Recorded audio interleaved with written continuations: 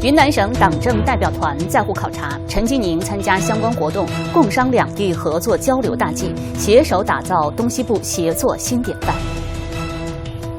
首期30年特别国债延续一级市场认购火热情况，上市首日因大涨2次触发临停，收盘前回归理性价位。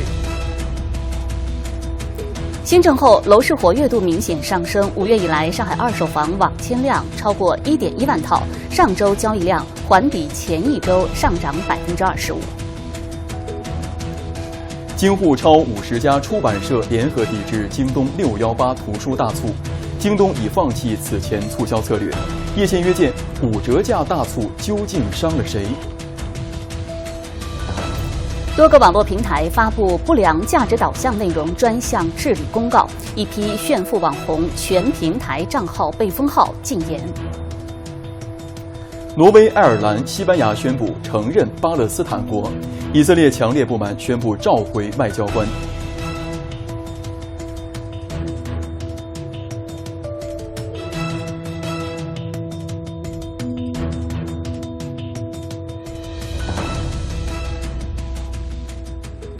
开启资讯大门，盘点全天新闻。晚上好，观众朋友，欢迎收看新闻夜线，我是林木英。各位观众，晚上好，我是逸轩。这就开始今天的夜线资讯之旅。21号到22号，云南省委书记王宁、省委副书记、省长王宇波率云南省党政代表团在沪考察。上海市委书记陈吉宁参加相关活动，共商两地合作交流大计，共推沪滇协作工作，更好服务国家战略和发展大局。云南省党政代表团抵沪后的考察首站来到上海城市规划展示馆，深入了解上海践行人民城市理念的探索实践。两地同志认真听取讲解，查看国家战略图景，端详城市更新案例，了解新城建设思路，展开交流讨论。大家表示，深化沪滇协作不仅要抓好一个个具体项目的谋划对接，更要加强规划理念、经验做法的学习互鉴，要立足各自发展定位和目标任务，做好优势互补、发展互动、政策互通、市场互联等大文章，把对口支援和合作交流各项工作不断推向深入，巩固脱贫攻坚成果，加快乡村振兴步伐，产业协作是重中之重。代表团先后走访美团、携程、上海电气、振华重工等企业，听取情况介绍，就在滇业务开展、产业项目合作以及云品入户、劳务协作等做了交流对接。大家表示，要把协作重点转到增强内生动力上来，持续聚焦产业、消费、民生等重点领域拓展合作空间，提升合作能级，携手打造符合地区实际、顺应转型升级需要的特色优势产业，全力建设好沿边产业园区，把上海的开放优势、平台优势、市场优势同云南的资源禀赋、区位优势等更加紧密结合起来，推动更多供需联动、产销对接。代表团一行还参观了上海科技创新成果展，在基础研究、人工智能、生物医药、高端装备、开放创新、美好生活等展示板块，查看了有代表性的研发成果，了解上海强化科技创新策源功能的最新进展。两地同志不时交流探讨，寻求科技与产业协作新空间。大家表示，要紧紧围绕服务国家战略，在加强科技创新和产业创新深度融合上积极探索，携手催生新产业、新业态、新模式，提升产业现代化水平，更好拓展发展新空间，培育发展新动能。在沪期间，代表团还考察了上海魔塑空间创新生态社区，走访了崇明区港沿镇和兴村和油油中和农业创新园，就培育发展新质生产力和推进乡村全面振兴、发展现代精品农业、加强生态环境保护等深入交流讨论。两地同志表示，要始终把促进民族团结作为沪滇协作重要任务，创新推出更多民族交往的平台、文化交流的载体、富民增收的工程，携手打造东西部协作新典范。上海市人大常委会主任黄立新、市政协主席胡文荣、云南省委副书记石玉刚和上海市领导李养哲、朱之松、张维、李正、张小红、陈宇健，云南省领导刘洪建、邱江、刘飞、杨斌、王浩参加相关活动。记者施正报道。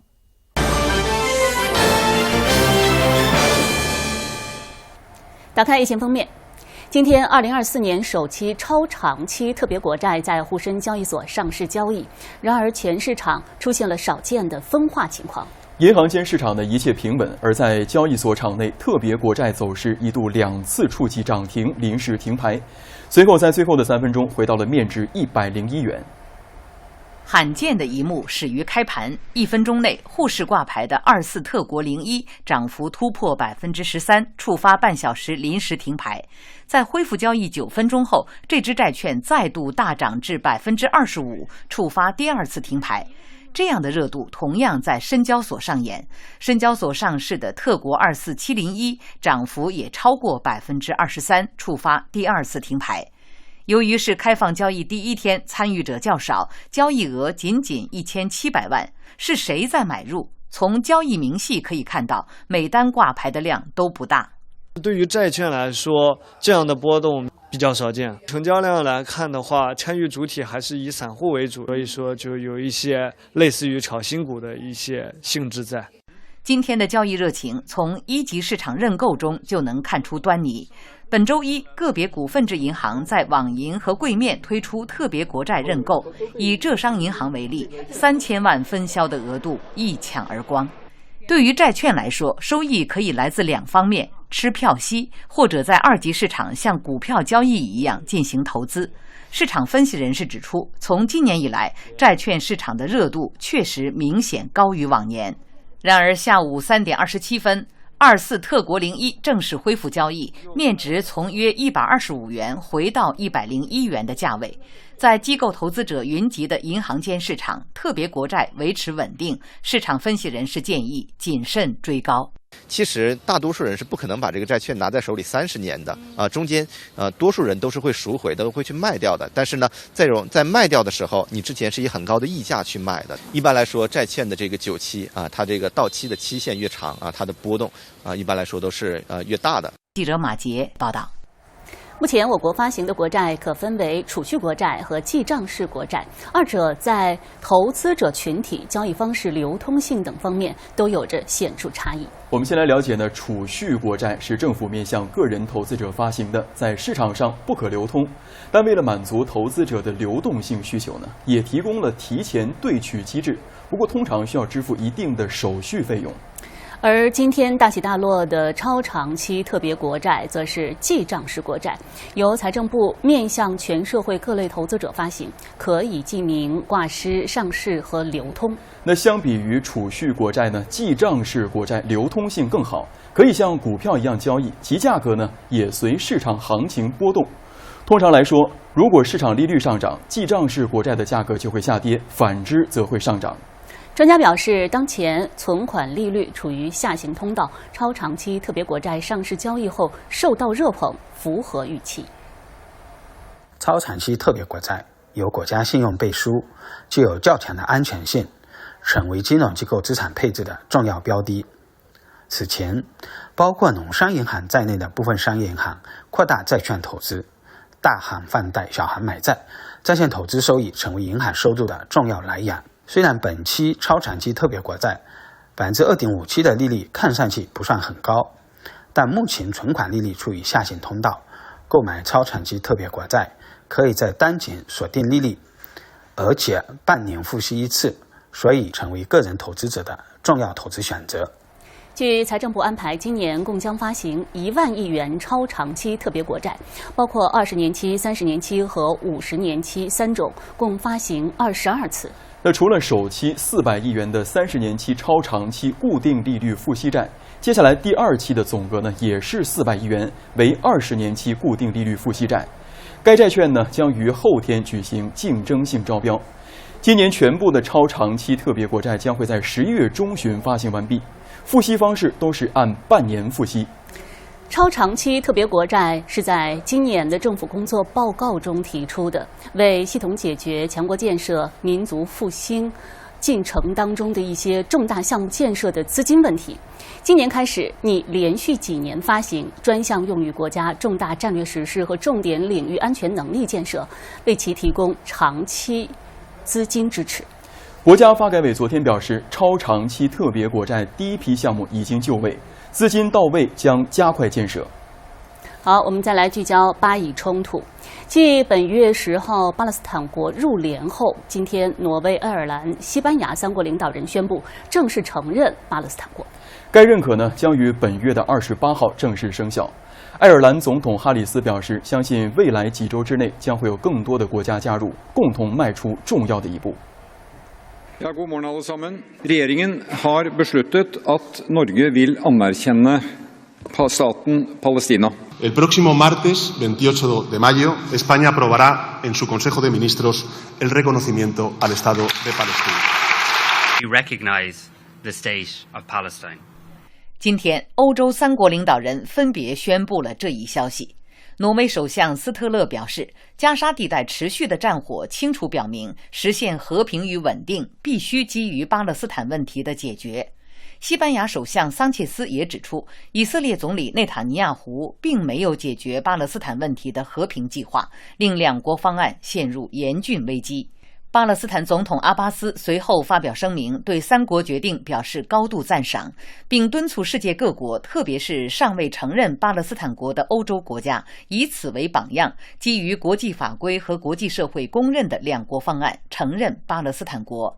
哈马斯也对此表示欢迎，称这对于承认巴勒斯坦人对其土地的权利和建立独立的巴勒斯坦国是重要一步。本月10日，第10次联合国大会紧急特别会议以压倒性优势通过决议，认定巴勒斯坦国符合联合国宪章规定的联合国会员国资格，应被接纳为联合国会员国。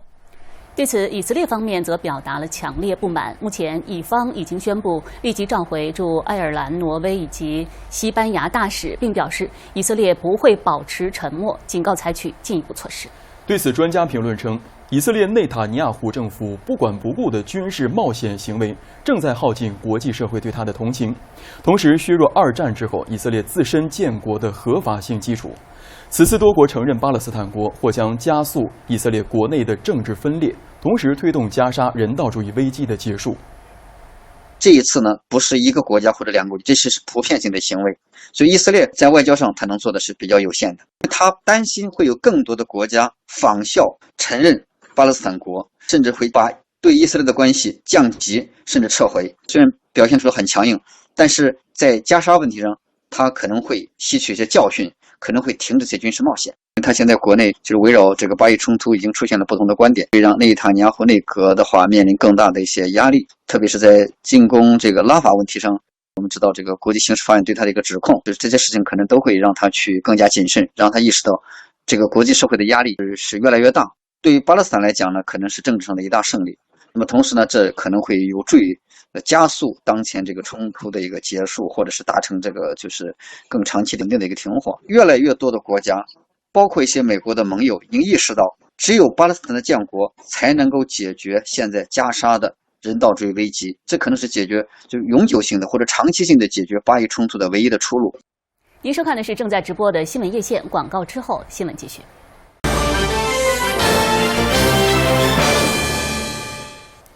好，进入今天的夜线关注。昨天晚上在网红圈出现了小型地震啊，有多名100万级粉丝的网红呢，全平台账号被封号禁言。其中抖音粉丝量超过400万的知名网红王红全星账号显示被封禁，最后一次直播呢是停留在了3月30号，而他的小红书也是查无此人。此外，像鲍鱼佳姐、百公子等人的账号呢也是被封号和禁言。而就在1周之前，多个网络平台发布不良价值导向内容专项治理公告，针对奢靡浪费、炫富、拜金等问题啊，将从严打击；对违背公序良俗、制造人设的现象将集中清理，倡导理性文明的消费观和价值观。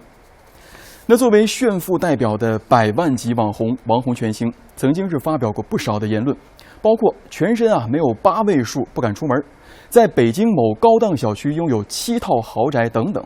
此次账号被封禁呢，有不少网友对他的实际背景进行了考证。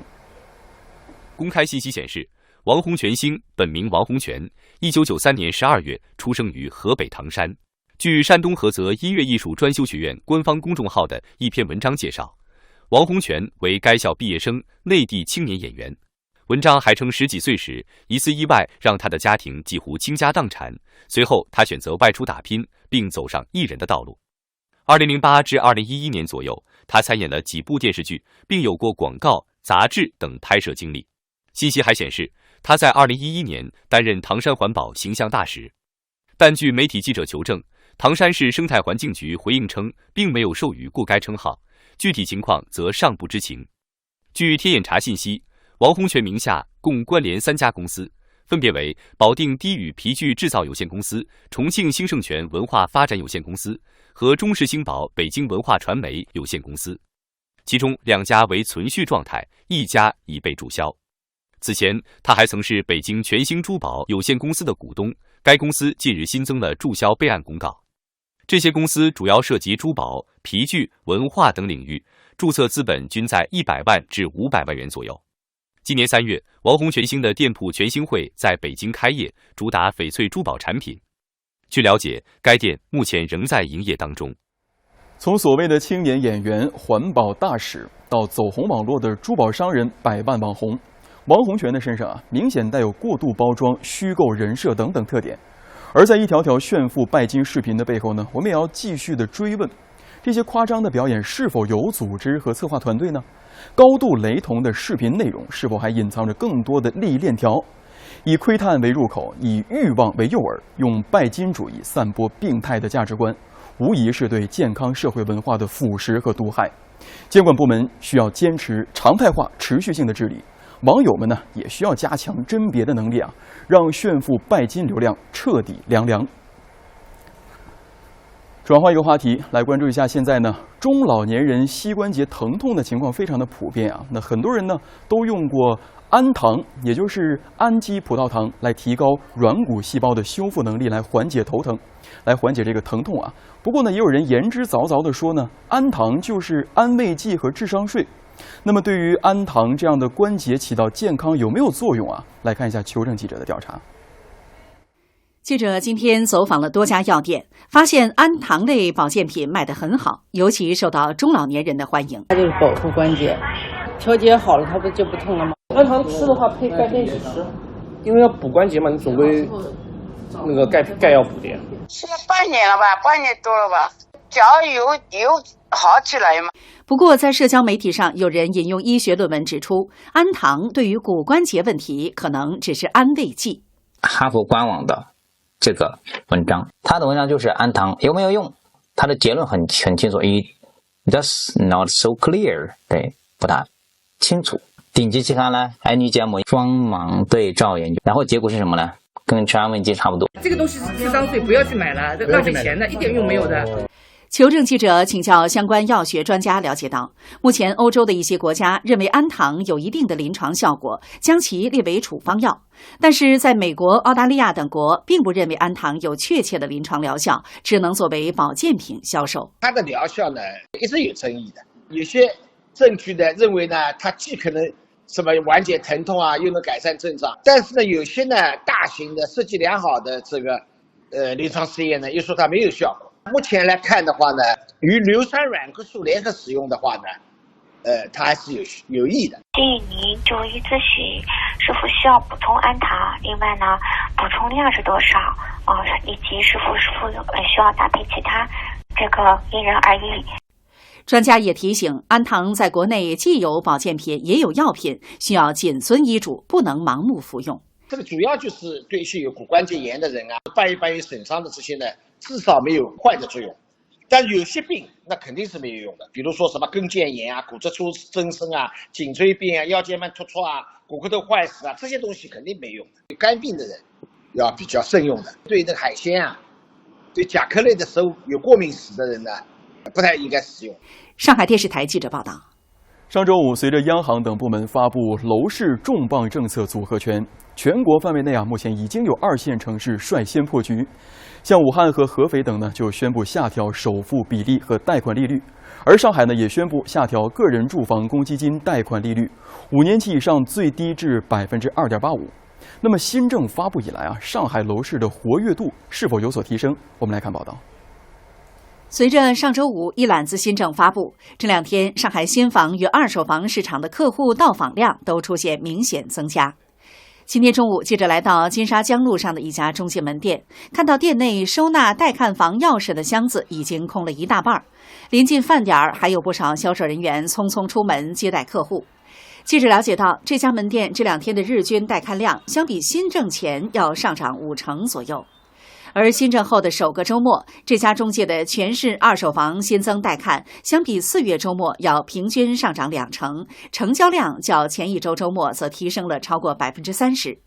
像这套位于普陀的老公房，挂牌2天后就在上周日达成了签约，30平米，总价192万，单价创下了该小区同户型上半年以来的新高。主要是我妈妈的原因，这个1楼方面她腿脚也不是很好，方便她行走，因为她是那个精装修嘛，拎包就可以入住嘛。就是看户型、看采光、看位置，从顶楼到底楼，大概区间能差2万左右。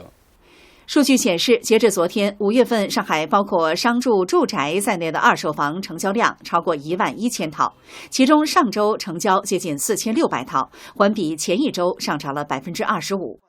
那么也很明显，这个对于刚需来说是比较明显的这样一个积极信号，所以这几天的这个市场情绪已经被先吊起来了。那么刚需的这个客户入市积极程度比较多的快的话，那么对于盘活整个二手房的这个市场交易，进而对于一些新房的，尤其是一些中高端的这个改善性的这个买房的这样一个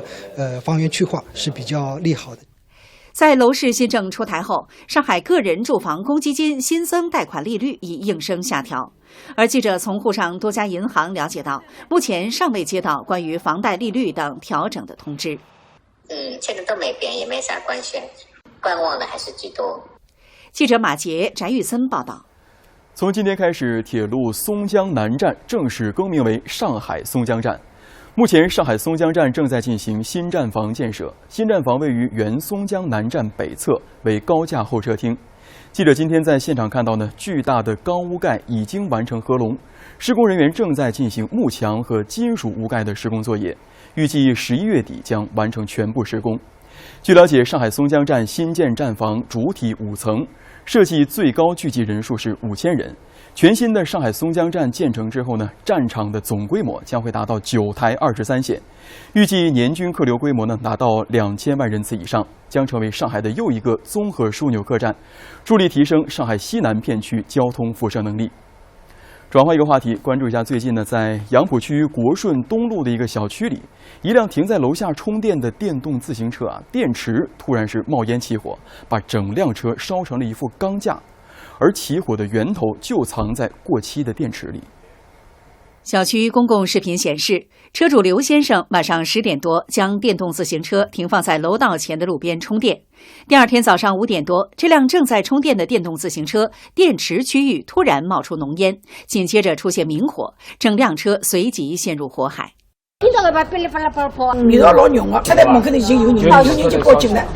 等消防人员将火扑灭，电动自行车已经被烧成了一副钢架。据车主介绍，这辆车是5、6年前在一家电动自行车专卖店买来的，平时不太使用。电池掉过吧？没掉过，这女装。平常不充，热边充。热边充。对啊，我已经1、2个号头顶多充一趟。你平常开吧？这边充？平常不开啊。平常不开。就贵了个的。据消防部门初步判断，电池起火爆炸跟电池过期老化有关。电动自行车使用的锂电池一般使用寿命是5年，而刘先生这辆车已经使用了近6年。而刘先生长时间不使用这辆车，也不经常给电池充电，导致锂电池处于长期闲置状态，也是起火的原因。家中长时间放置的锂电池，由于锂电池的电池特性，它的日常馈电会比较少，那么长时间放置一旦超过电池的使用和质保期限的话，同样会容易引发火灾事故。上海电视台特约记者报道。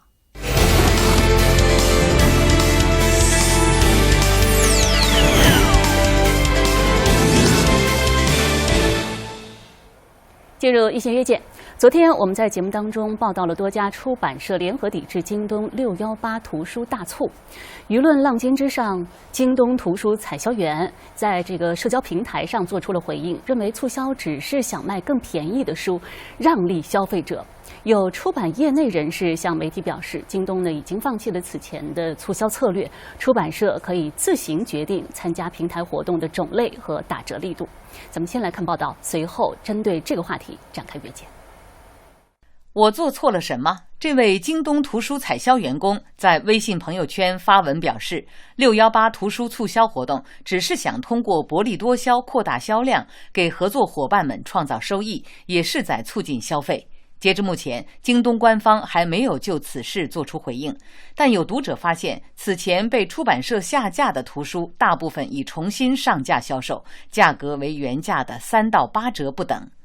此前引发关注的告知函内容显示，超50家出版机构声明不参加京东618促销活动方案。方案显示，618期间累计8天，全品种图书以2到3折的价格进行促销。一位上海出版业内人士透露，按照2到3折的折扣，意味着平台要拿走出版社能赚的最后1块钱。基本上出版社的所有成本、印制成本，包括它的版权成本，加在一起不超过25%，25%是极限。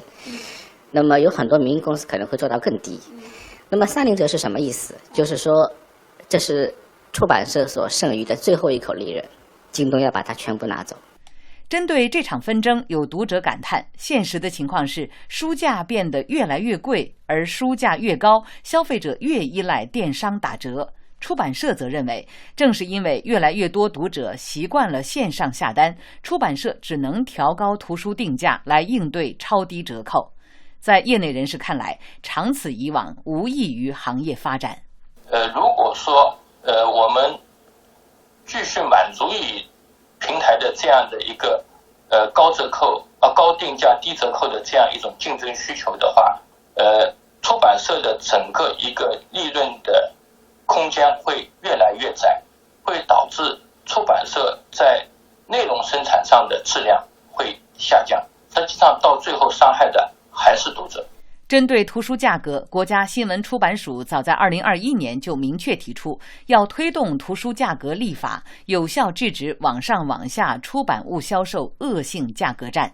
业内人士建议，合理的定价机制是作者和出版社愿意持续投入创作和市场推广的重要保障。尽快完善机制，让图书定价体系回归理性，才能让行业回归健康发展。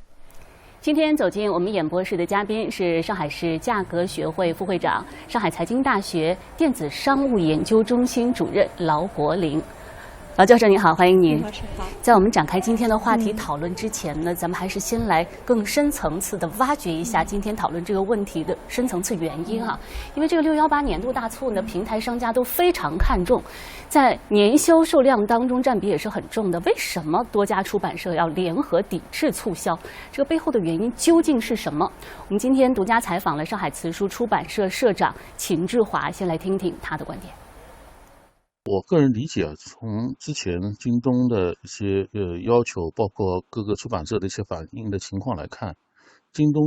至少在这次做大促的方案方面没有很好的和出版社做好沟通。出版行业不是玩价保的，这个价保可能就是各个出版社所没有办法接受的。他要求是全品种参加嘛，图书的品类是各种各样的，有的书未必是能够通过销量增长能够平摊的，所以他其实还是要根据书的不同的品类、不同的类型做一些针对性的方案。我个人也是一样，我前2年会等到618这样的时间节点去统一的下。以前呢，可能更多的是平台会给予这些商品一些补贴，而不仅仅是往上游去要更低的折扣。书本身它有大量的知识的含量，我们的作者编辑都花了大量的心血在上面，它可能并不是说像一个快消品，本书要做10年，做5年，包含着大量的沉没的成本。劳教授，现在这个问题明显是分为对立的双方，一方呢是电商平台，另外一方就是出版机构。一方说我是要让利读者，另外一方面呢就是说从长远来看，你这是在损害我们读者的利益，甚至是在伤害整个出版行业未来的发展、良性发展。那么对他们之间的这种纷争矛盾，您怎么看？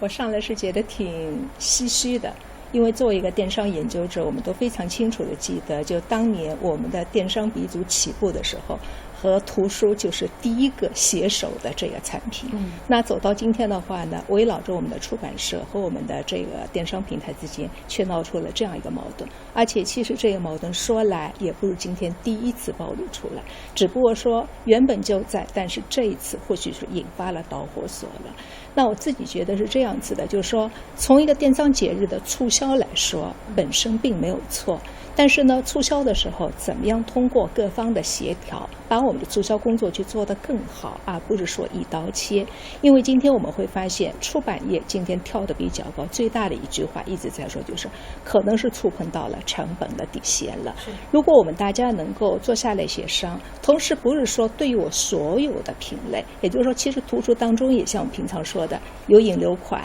有利润款、有其他款，其实可以给一个有选择，而不是一刀切的话，事情应该不会这样。我觉得您说的太对了。其实这个矛盾应该说是一步一步积累到现在，现在是一个爆发点。那么在这个过程当中，我们是不是就慢慢可以把它化解到？您刚才说到双方可以坐下来，我们充分的交流，甚至在商言商，大家可以把这个利益分配更好的来协调和沟通一下，这些都是一些很好的方式。是的，确实如此。因为对我们而言的话，就是平常大家习惯的时候，促销的时候给你一个打折，给你一个促销。然后但在这边的话，其实从图书自身来说呢，其实还有一点我们必须要说明，就是文化产品自身它和我们熟悉的快消品其实应该是分门别类的。更何况也就是在这个地方，也就是说我们平常会看到像有些比如说是我们小众的图书，或者说我们有些译本之类，它自身的版权费用或许就比较高。因为业内对自己来说既是一个读者，其实也是一个作者，也是一个译者，这种身份都经历过。我们平常一般会知道，也就是我拿到的版税大概在6到10之间，然后呢，图书自身它的纸张的这种成本也可能大概在可能差一点5%，高一点甚至要到20%。那我如果就拿2个高速来说的话，它其实已经占到了你本身图书买样的30%了。所以，假如你今天就说一个3折这一下去的话，确实行业会觉得说没有利润了，或许无法为继。那平常我们也一直在希望说，行业正常的经营，你不能说让它无法为继的。正常的成本是我作为一个行业的长久生存和我们的永续经营来说必须要做的一个考量。就图书它是一个特殊的商品，它其实是一个精神消费品。是它有另外的一份价值在这里，我们不能用这种跑量的这种通常的销售手段来面对图书的销售哈。是的，应该有针对性的来解决它的问题。对，其实在这个矛盾当中，我觉得还有一个隐性的一个参与方，就是读者。在这个事件当中哈，读者其实也出现了2种声音，有人呢认为书价虚高，电商的折扣是维护了消费者权益，但是也有人说啊，这是电商低价的游戏，反而是推高了书价。针对书价的这个情况哈，为什么会出现纷争？我们继续来听一下上海慈书出版社社长秦志华的观点。对于出版社来说，电商平台还是一个没有办法替代的一个渠道。书籍定价一般是2种方式，一种是成本定价法，一种是折扣定价法。因为考虑到销售渠道的不同和对应的折扣的不同，它可能也会做一些区分。就实体书店怎么样保证它能够有积极性也是很重要的。它不仅仅是做图书的销售，它更多时候是一个文化的展示，是个文化的形象。今天我们讨论这个问题，其实同时我们也是图书的消费者。从我站在消费者的这个角度来看，我觉得如果这个图书的价值很高，但是它的价格很低，对我来说这是个好事儿。所以对于这个平台的大促，我觉得这个到底对消费者来说是好还是坏？罗老师，您的观点是什么？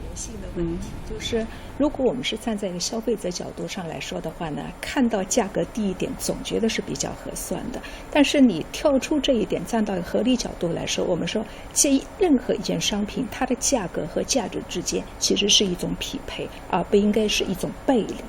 那么站在这样一个互相匹配的视角上来说，有的时候它两者间会有那么一点点的差异，但是在一个短期内，有时候我们会说，那可能是某些民生用品啊，我们可能会说适当的把价格下来，或者是其他的特殊情形。但今天回到这个图书自身来说的话呢，我们还是希望是说，将来给我们所有的消费者，倒不一定非要天天让我们追着是说，因为打折我赚到便宜了。假如我们今天可以的话，不要像我们去到某些旅游景点那样，导游上来第一句话就告诉你说，看到价格先打个对折，然后才是他该有的。因为今天就会形成一种就是说非良性的循环，你们都习惯了说打折才是愿意的，那我就把价格先虚高，随后再打下来，这样下来不是一个很好的一个习惯。我们希望说，就像平常说明码实价，让我们的图书产品回归到它该有的本身图书的价值和我们价格之间的匹配上，我们拿到的这个价格就是我愿意支付的这个价。或许这时候对于我们前些年一直养成的说非打折不买货这个观念，可以稍稍变一变。的确如此。事实上，我觉得很多消费者现在确实有这样的一种期待哈，就等着这个图书打折，否则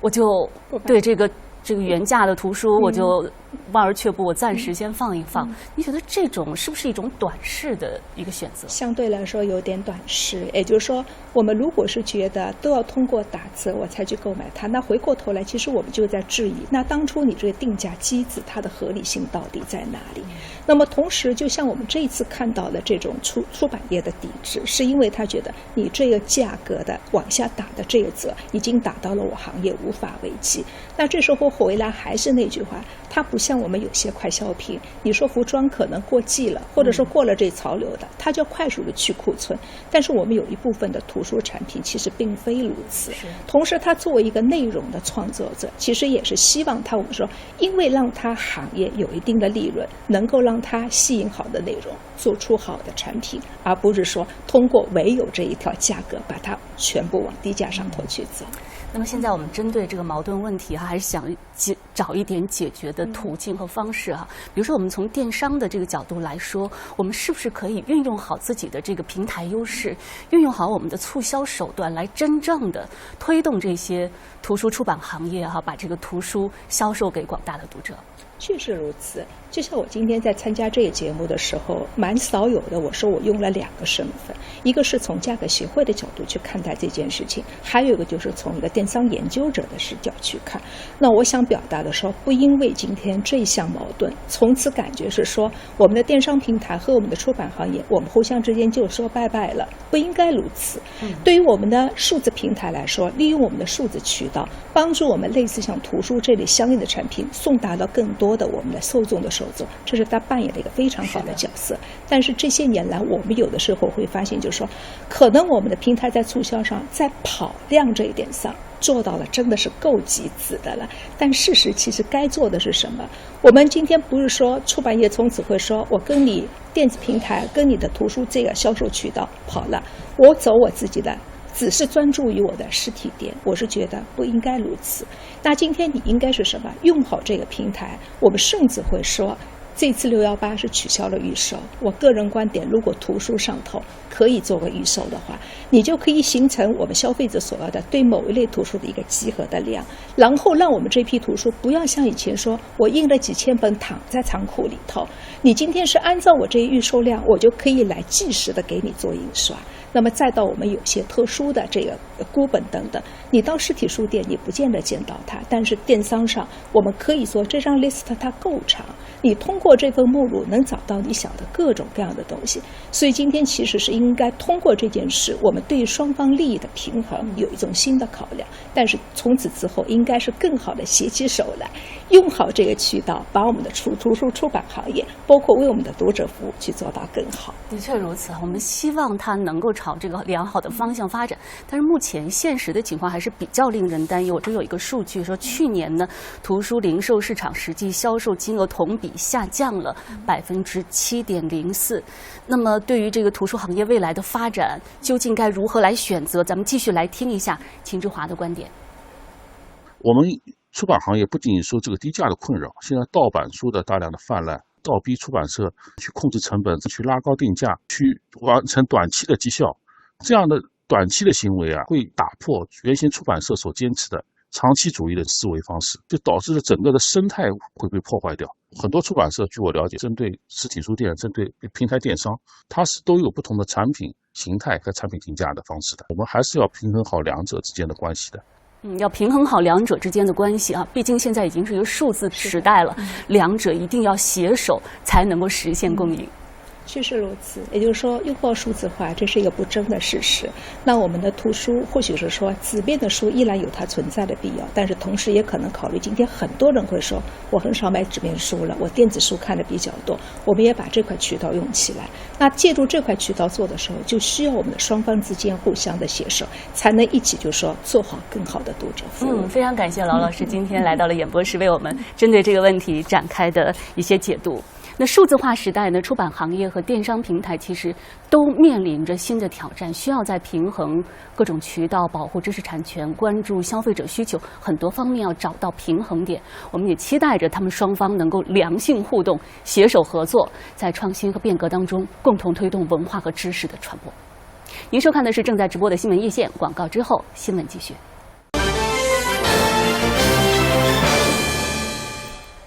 进入一线决策。近日，个别股票被所谓神预言引发市场高度关注。沪深交易所昨晚发布了通报，针对南京化纤、中通客车股价波动以及相关的网络信息启动核查，对相关账户限制交易15天。那过去2天，这2只股票呢相继被网民预测走势，在相应的时间点出现了天地板行情和涨停行情。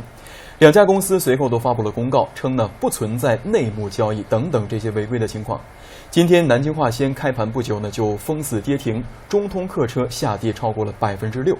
那么这2位神预言的网民究竟是谁？是否存在违规违法的情况？我们来看报道。近日，预言南京化纤变盘的网民向媒体表示，自己目前是一名普通本科大4学生，正在参加炒股比赛。虽然他对南京化纤进行了评论，但自己并未实盘操作任何南京化纤的股票。我没想到跌停的时间，这次我也能猜得这么准吧？可能也是被主力当枪用了吧。昨晚，上交所也发布通报称，上交所将对南京化纤相关账户采取暂停交易15日的监管措施，并已将发现的涉嫌违法违规情况移交进一步查处。另一名涨停预言家的身份也已公开。昨晚，深交所发布关于投资者陈果的限制交易决定书称，陈果以网名果儿不会炒股，在相关论坛发布预测言论并应验。经查明，陈果名下的证券账户在5月21号前持有中通客车700股，并在股价快速上涨期间撤销了全部申报。因其编造传播虚假信息，误导其他投资者进行交易，扰乱证券市场秩序，情节严重，深交所决定对其证券账户采取限制交易15天的措施。不过，就在沪深交易所出手后，今天 A 股又出现类似精准预言，雷科防务被股民预言上午10点准时表演，随后10点左右封死涨停板。对此，这家公司回应关注到这一涨停，但对传闻并不知情。接二连三出现神预言，真的只是巧合吗？除了目前的通报，监管部门又应该从哪些方面入手，保护中小投资者的权益呢？我们继续来听一下业内人士的分析。在当前严监管的环境下面，实际上是对监管的一种挑衅。从目前所看到的一些信息上来讲，我觉得还是欠缺说服力的。比方说，因为持有几百股就能把股价拉涨停，我相信大概也没有几个人能相信这个因果关系。背后是不是还有别的什么原因？我觉得是很有深究的必要，实际上是可以从交易端来进行查找的。比方说拉升，它是要资金堆的，这些资金哪里来的？如果说是砸盘的，那这些股票什么时候买的？成本价是多少？为什么在这个点要抛出？我觉得这些因果关系都要理起来，拿出有信服力的一些依据链条情况，还是要引起重视。因为某种程度上来讲，如果这种情况多了，中小投资者没有风险辨别能力的话，很容易去跟风，结果可能是被有股票的人反向操作，潜在危害是非常大的。因此，在当前既然引起了管理层的重视，先还原事实的本源，拿出令人信服的逻辑线条和因果关系，然后再来做监管上的处理。我想，只有这样的话，保护中小投资者的利益才能够真正落到实处。美国财长耶伦昨天再次炒作所谓中国产能过剩论，呼吁美欧以战略性和团结方式应对。对此，中国外交部发言人汪文斌表示，中国新能源产业是助推世界经济绿色转型急需的先进产能，不是过剩产能。美方炒作完全背离客观事实和经济规律，本质上是保护主义。美方以产能过剩为名，试图胁迫七国集团成员对中国新能源产品驻栏设限，这实际上是要组建一个保护主义同盟，与开放共赢的时代潮流背道而驰。美方不能一手高举应对欺骗的大旗，要求中方为应对欺骗承担更大责任，一手挥舞保护主义的大棒，阻碍中国绿色产品造福全球。针对有媒体报道称，欧盟委员会冯德莱恩日前暗示欧盟或对中国电动汽车征收正式关税，汪文斌再次呼吁欧方恪守支持自由贸易、反对保护主义的承诺，维护好中欧经贸合作大局。中欧互为第二大贸易伙伴，都是构建开放型世界经济的重要力量，应该通过对话协商解决具体经贸问题。保护主义解决不了欧盟的问题，保护的是落后，失去的是未来。西班牙和阿根廷的外交风波仍然在发酵。昨天，西班牙方面宣布永久撤回西班牙驻阿根廷大使，以抗议阿根廷总统米莱的不当言论。米莱随后表示不考虑采取同等措施。19号，阿根廷总统米莱在马德里出席活动时，指责西班牙首相桑切斯的夫人腐败。西班牙随后宣布召回驻阿根廷大使，并以断交威胁米莱公开道歉。由于米莱拒不低头，昨天西班牙再次升级外交手段。Les anuncio que retiramos a nuestra embajadora en Buenos Aires. La embajadora se quedará definitivamente en Madrid. Argentina continuará sin embajadora. 阿尔瓦雷斯称，未来西班牙驻阿使馆事务将由临时代办主理。对此，米莱回应称，阿根廷方面不会撤回驻西班牙大使。他还指责西班牙首相桑切斯缺乏国际政治高度。Entiendo que el tema de España es un tema que podríamos dar vuelta a la página y dejar de dar vueltas, un tema que todas las aseveraciones que pueda hacer el presidente Milei, dejémosla en el plano del intercambio de ideas y del intercambio en tal caso de cuestiones que阿根廷方面还表示，米莱不打算取消原定于6月21号前往西班牙接受当地智库机构颁奖的行程。在去年的阿根廷选举中，桑切斯支持米莱的竞争对手马萨。米莱上任后，两国关系降温。在本次对西班牙的访问中，米莱没有会晤西班牙首相和国王，而是选择为极右翼政党呼声党站台。上个月，桑切斯的妻子因受腐败指控遭到调查，桑切斯当时就指认是包括呼声党在内的西班牙主要反对党联合网络媒体传播虚假信息。在昨天的节目当中，我们关注了新加坡航空一架从伦敦飞往新加坡的客机，因遭遇强气流紧急备降泰国曼谷。经确认，事故导致1人死亡，数十人受伤。当晚，泰国素万纳普机场召开了发布会，确认死者为一名英国籍公民。另外，根据新加坡航空发布的航班乘客的名单，没有中国乘客搭乘该航班。一趟再平常不过的飞行旅途，却因高空气流变得令人胆寒心碎。事发的新加坡航空 SQ321 航班，当地时间20号晚从英国希斯罗机场起飞，原定前往新加坡樟宜机场，但途中遭遇严重气流颠簸，昨天下午被迫改道飞往泰国曼谷。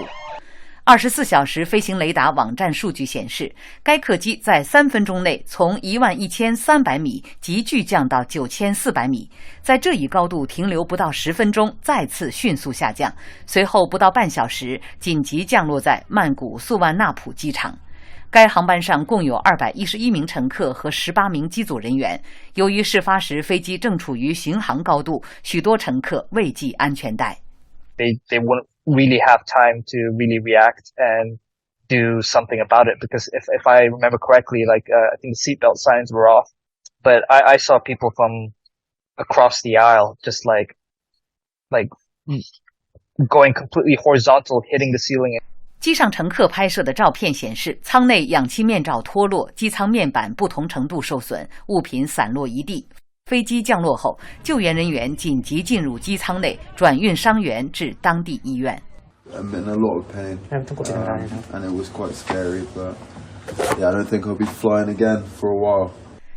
泰国媒体此前一度报道事故造成2人死亡，但素万纳普机场方面随后证实事故造成1人死亡，伤员中有7人伤势严重，多为头部受伤。เบื้องต้นคร่าวๆนะครับทราบว่าท่านเป็นโรคหัวใจก็อาจจะเป็นการสันนิษฐานจากทางหมอก่อนนะครับอยู่ในระหว่างการชันสูตรต่อไปก็คือเราคิดว่าน่าจะเป็นเรื่องของการฮาร์ทแอทแทคผู้เสียชีวิตเป็นสัญชาติอังกฤษนะครับอายุ73 ปี。新加坡航空公司称，当地时间今天早上5点多，事发航班上的131名乘客和12名机组人员已安全飞抵樟宜机场，另有部分乘客和机组人员留在曼谷。继续来关注伊朗总统直升机事故遇难事件。昨天，伊朗总统莱西及其他罹难官员的遗体从库姆省转运至首都德黑兰，并于今天在当地举行了遗体告别仪式。今天上午，告别仪式在德黑兰大学举行，伊朗最高领袖哈梅内伊出席，大批伊朗民众也前往现场向逝者道别。同一天，联合国纽约总部将办旗悼念遇难的伊朗总统莱西。根据伊朗政府公布的安排，明天伊朗还将举行2场告别仪式，随后莱西的遗体将被转移至他的出生地马什哈德，并于23号在当地举行葬礼。伊朗外长阿卜杜拉希扬则将被安葬在德黑兰。昨天，伊朗第6届专家会议成员在德黑兰举行宣誓就职仪式，正式履行职能。在宣誓就职仪式现场，原本属于莱西总统等遇难者的座位上摆放着鲜花和照片，以示哀悼。同一天，伊朗总统办公室负责人侯赛因披露了一些事故细节。侯赛因表示，他曾在另一架直升机上，起飞时天气良好，但飞行30分钟后，直升机前方出现一个云团。2架直升机越过云层后，发现总统所乘直升机失踪，其中1架直升机返回寻找并呼叫，但无人应答。由于视线受阻，他们没有找到事故直升机。2架直升机随后在附近降落，并通知相关部门。此后，总统办公室曾试图拨打总统及外长的手机，但无人接听。他们又拨打了飞行员手机，机上另一人员接听了电话。他表示自己掉到了山上，感觉非常不舒服，并且不知道自己位置在哪里，也不知道其他人在什么地方。侯赛因等人意识到直升机发生了事故。他指出，救援人员找到遇难人员的遗体后，判断出他们是在事故发生后立即死亡。目前，伊朗官方尚未就事故原因作出推断，也未指向人为破坏因素。俄罗斯总统普京昨天表示，愿协助伊方调查此次事故。俄罗斯外长拉夫罗夫指出，美方在美制飞机零部件供应等方面的制裁置他人安危于不顾。尽管美方否认这一点，但是其他遭到美方制裁的国家没有获得美方设备的备用零部件，包括航空设备。拉夫罗夫强调，缺乏零部件供应将直接导致安全水平下降，美方是在故意伤害使用这些交通工具的人。以上就是今天新闻夜线的全部内容。感谢各位的收看，祝您晚安，再见。再见。